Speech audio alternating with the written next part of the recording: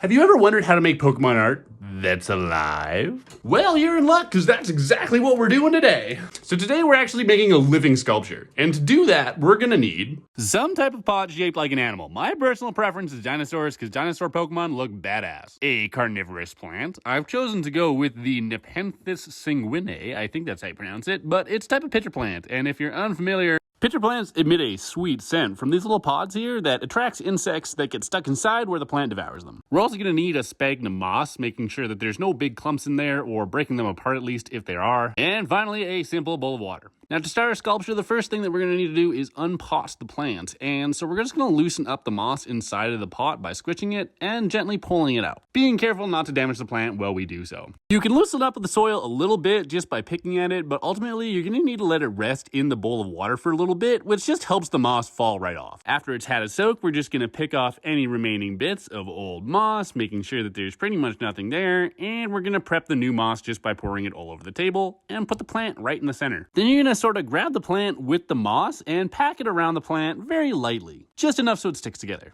Then we're going to grab our creature-looking pot and put a little bit of moss in there to make sure it's all filled out, and then we're going to slowly and carefully work the plant and the moss into the pot. While we're doing this, you're going to want to pack it down a little bit, but not too much, because if it's packed too tightly, water's going to pool and probably rot the plant. But once it's all cozy, we give it a splash of water, and it's rehomed. But we're not done yet. Pokemon typically have big expressive eyes, which this pot did not, so I decided to paint some on, kind of modeling them after Bulbasaur a little bit. And even though it already looks pretty great, I think that it needs a little bit of help to really come across as a Pokemon, so I made it a little stat block, or whatever you call it, in the style of the game. I also decided to give him a name, which after seconds of research on Pokemon names, I decided probably should be Nepenthodon or something like that. It's a simple touch, but in the end, I think it really helps the whole sculpture come together as a proper Pokemon sculpture. And it looks great!